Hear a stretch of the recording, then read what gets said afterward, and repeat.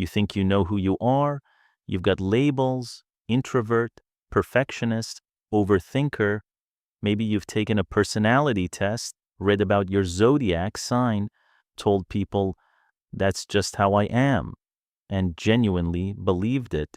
Here's what no one told you: that personality you're so proud of. You didn't choose it, you didn't build it, you didn't discover it. It was assembled piece by piece during the most painful moments of your life. Every time someone hurt you and you didn't know how to respond. Every time you got rejected and decided, never again. Every time you made yourself smaller so someone else would stay. That's not a personality. That's a survival strategy. The perfectionist wasn't born that way. They grew up in a house where love was conditional, where mistakes meant punishment, disapproval, silence. So the brain learned, be perfect or lose everything. The people pleaser wasn't born that way either. They learned early their needs didn't matter, that keeping the peace was safer than telling the truth, that shrinking themselves was the price of belonging. The guy who doesn't care about anything, emotionally detached, never gets too close. You think that's personality? That's armor built after something or someone broke them. And the worst part?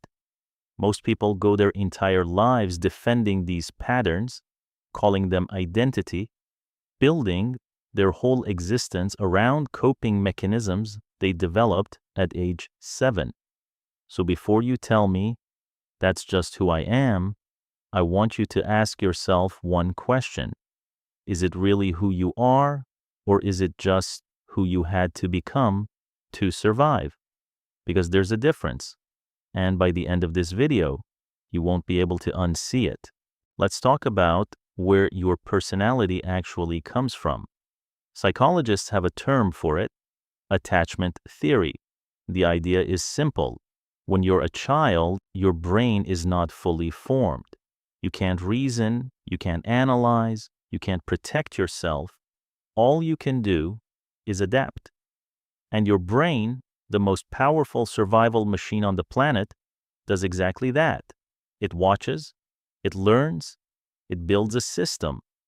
If love in your house was unpredictable, sometimes warm, sometimes cold, sometimes completely absent, your brain learned one thing: people are unreliable.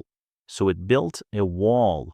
And now, as an adult, you call that wall independence. You call it not needing anyone. You wear it like a badge, but it's not independence. It's a wound that never healed. If you grew up in a house where emotions were dangerous, where showing pain meant being weak, where crying meant being punished, your brain learned to shut it all down, to go numb, to disconnect from what you feel before anyone else could use it against you.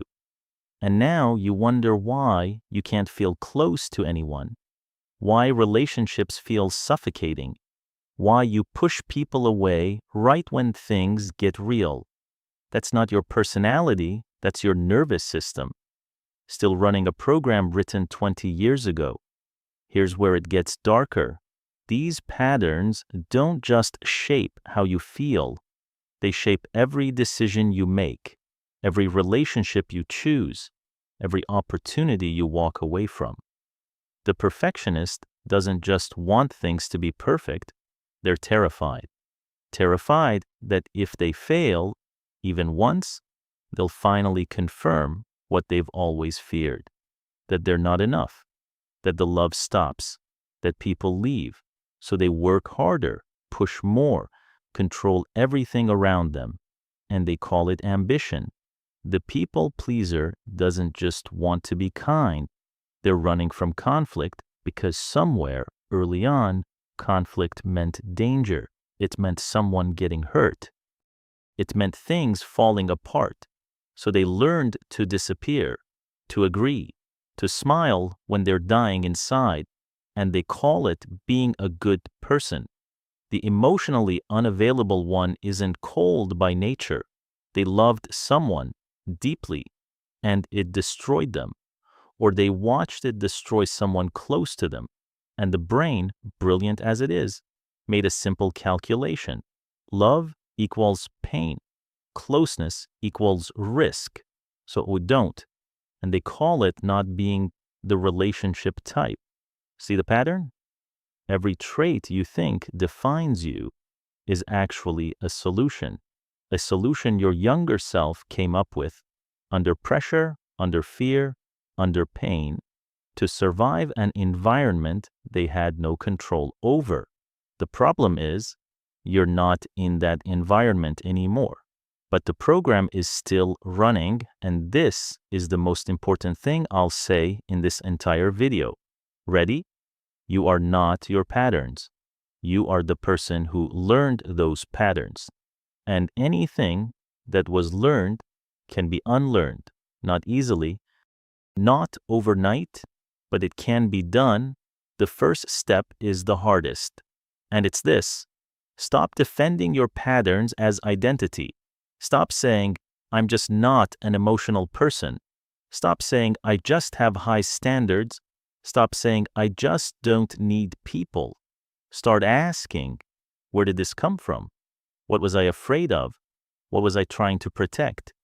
Because the moment you see the pattern for what it is, not a personality, not a character trait, but a survival strategy built by a scared kid in a difficult situation, everything changes. You stop being a prisoner of your past and you start, for the first time, actually choosing who you want to be. So let me ask you something.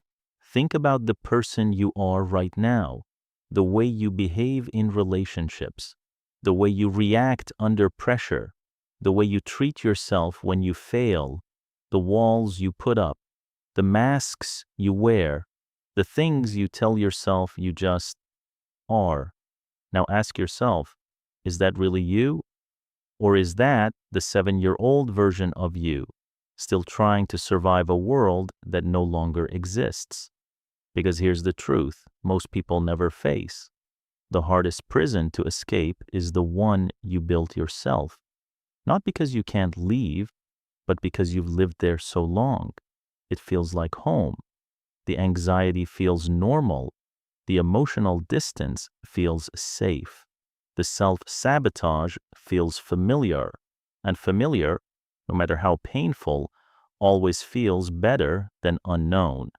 That's why people don't change, not because they can't, but because change means letting go of the identity they've spent their entire life building, even if that identity is slowly destroying them. And I get it. It's terrifying because if your perfectionism isn't who you are, then who are you without it? If your emotional walls come down, what happens? If you stop people pleasing, will anyone stay? These are real fears, and they deserve real answers. But here's what I know. Every person who has ever genuinely changed, not surface level, not I started going to the gym, changed, but actually transformed how they move through the world. They all did one thing first. They got honest, not with other people, with themselves. They stopped performing, stopped pretending the patterns weren't there, stopped calling survival strategies personality, and they sat with the uncomfortable truth that the person they'd been showing the world wasn't really them. It was armor. It was fear. It was a child's best attempt at staying safe. And when they saw that, really saw it, something cracked open, not broke, cracked open, like light getting through. Because underneath all those layers, underneath the perfectionism, the people-pleasing, the emotional shutdown, the self-sabotage, there's someone who never got a chance to fully exist. Someone who was too busy surviving to start living. That's who you actually are, not the patterns, not the walls, not the labels you've collected over the years to explain yourself to other people. You are what's underneath all of that.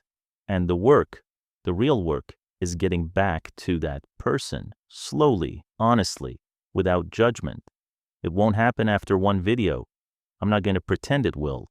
But awareness is always the first step. And right now, if something in this video hit different, if you recognized yourself in the perfectionist, the people pleaser, the one who never lets anyone close, that recognition, that's not nothing. That's the beginning. So here's what I want you to do. Not subscribe, not like the video. Just sit with one question tonight. What part of my personality am I actually ready to question? Just one. That's all. Because the moment you start questioning, you stop being ruled. And that is where it actually begins.